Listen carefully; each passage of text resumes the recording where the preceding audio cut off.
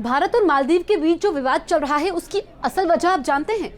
असल वजह तो चीन है, ये तो आपको मालूम है, लेकिन मुस्लिम कट्टरपंथ भी एक बड़ी वजह है। बिल्कुल सही सुना आपने, क्योंकि जिस तरीके से चीन के मौजूदा राष्ट्रपति जो मुस्लिम विचारधारा से प्रेरित है, आपको याद होगा कि जब वो राष्ट्रपति बने तो उन्होंने अपनी पहली यात्रा तुर्की की, दूसरी यात्रा चीन की और जो विवाद इस वक्त चल रहा है इसमें फायदा चीन लेने की कोशिश कर रहा है और तो और पाकिस्तान भी लेने की कोशिश कर रहा है। बिल्कुल सही सुना आपको। थोड़ा बैकग्राउंड बताते हैं, फिर उसके बाद आगे ले चलेंगे। दरअसल जो लक्षद्वीप की तस्वीरें पीएम मोदी ने ट्वीट की थी कि भारत के लोग ज्यादा से ज्यादा लक्षद्वीप आए, यहाँ पर खूबसूरती है और लक्षद्वीप को आकर के एक नया टूरिस्ट स्पॉट बनाए। उसके बाद तुलना होती है मालदीव और लक्षद्वीप की, लेकिन यही बात लक्षद्वीप में जो तुलना होती है कि मालदीव से बेहतर है सोशल मीडिया पर, यह बात मालदीव के कुछ मंत्रियों को पसंद नहीं आती है। वो पीएम मोदी पर अपमानजनक टिप्पणी करते हैं। उसके बाद तो भारत सरकार भी हरकत में आती है और फिर मालदीव को अपने तीनों मंत्रियों को पद से हटाना पड़ता है। अब बात तो यहाँ खत्म नहीं होती है, क्योंकि जो मौजूदा राष्ट्रपति है मोइजू, दरअसल ये पूर्व राष्ट्रपति अब्दुल्ला यासिन के समर्थक माने जाते हैं।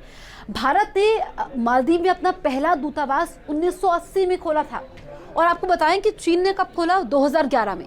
लेकिन जैसे ही मालदीव की चीन से नजदीकियां बढ़ी, उसने भारत से दूरी करनी शुरू कर दी। ये बैकग्राउंड है।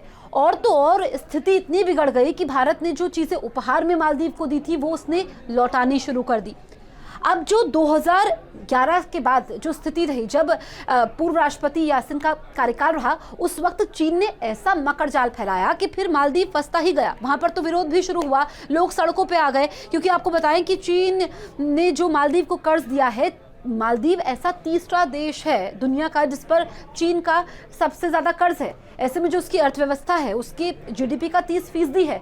ऐसे में मुश्किलें मालदीव के लिए ज्यादा बढ़ गई। लेकिन जब वहां पर लोग सड़कों में उतरे, विपक्षी नेताओं ने वहां पर विरोध करना शुरू किया, तो फिर पूर्व राष्ट्रपति ने उनको जेल में डाल दिया। कई सारे वहां पर समझौते हुए और जब समझौते हुए तो उसका भी विरोध किया गया, लेकिन उनको फर्क नहीं पड़ा। और जो मुस्लिम कट्टरपंथ का राग इस वक्त मौजूद सरकार भी अलापती है, उसका भी यहाँ पर असर पड़ा है, रिश्तों में खटास आ गई है। हालांकि मालदीव से भारत जो दोस्ती भारत की रही है दशकों पुरानी है, लेकिन नुकसान भारत को कुछ नहीं होने वाला है, क्योंकि भारत विकास के रास्ते पर तेजी से आगे बढ़ रहा है। नुकसान सिर्फ और सिर्फ मालदीव का है, हर लिहाज से मालदीव का नुकसान है। क्योंकि सबसे पहले मौजूदा सरकार का जो फैसला था, हमारी आर्मी मालदीव में तैनात थी, लेकिन उसको लौटाने का आदेश दे दिया गया। तो एक के बाद एक ऐसे फैसले लिए गए जिससे ये मालूम चला कि वो भारत विरोधी है और चीन के हित में है। लेकिन ऐसा नहीं है कि चीन के साथ आप दोस्ती बढ़ा रहे हो तो भारत के साथ आप दूरियां बढ़ाओगे तो आपके हित में रहेगा।